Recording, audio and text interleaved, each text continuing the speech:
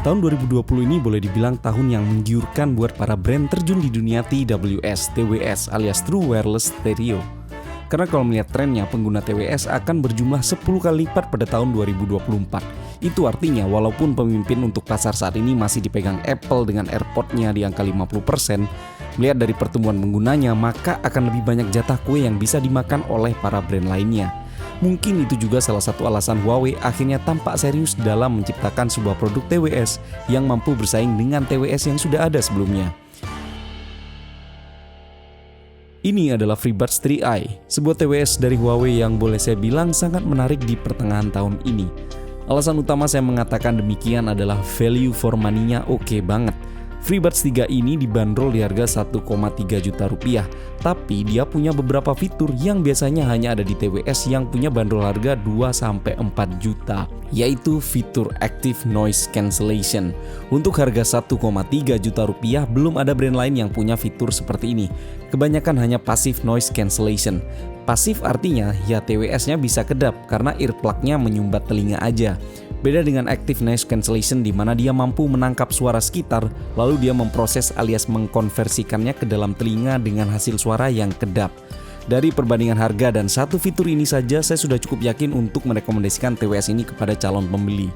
Fitur Active Noise Cancellation ini bisa kita nonaktifkan dengan cara menahan bagian tengahnya. Atau jika ingin play atau pause, cukup tap sekali aja di bagian tengahnya ini. Plus dia juga sudah support deteksi juga. Jadi kalau misalnya dilepas TWS-nya satu, musik akan berhenti otomatis dan akan memutar lagi pada saat dipasang kembali.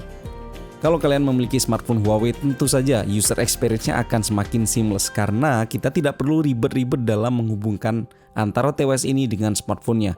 Cukup buka saja tutup dari case ini, kemudian handphone akan mendeteksi secara otomatis.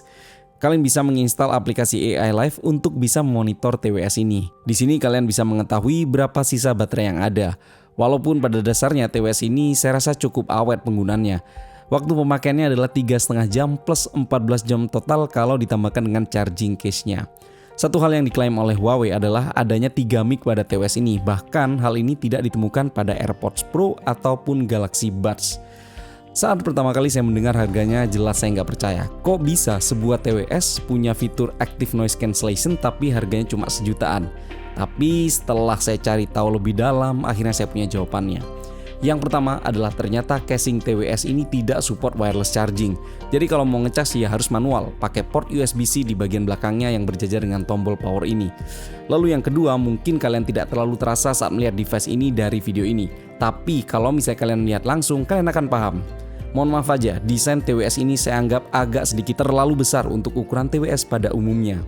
Saya tidak menyalahkan desainernya, tapi produk ini lahir di tengah-tengah TWS lain yang punya ukuran lebih kecil, lebih normal dan enak dilihat.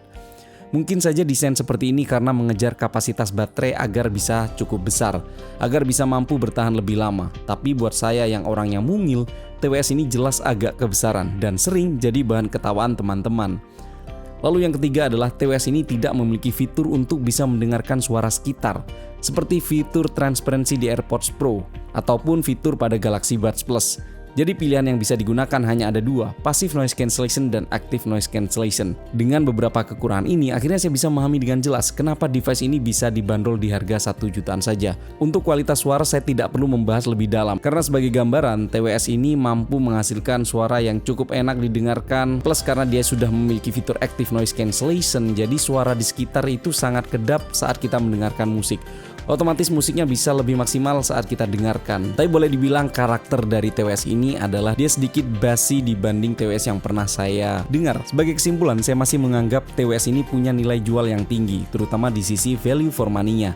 Alasan utama jelas, ini adalah TWS yang punya fitur Active Noise Cancellation, tapi harganya cuma 1,3 juta rupiah saja.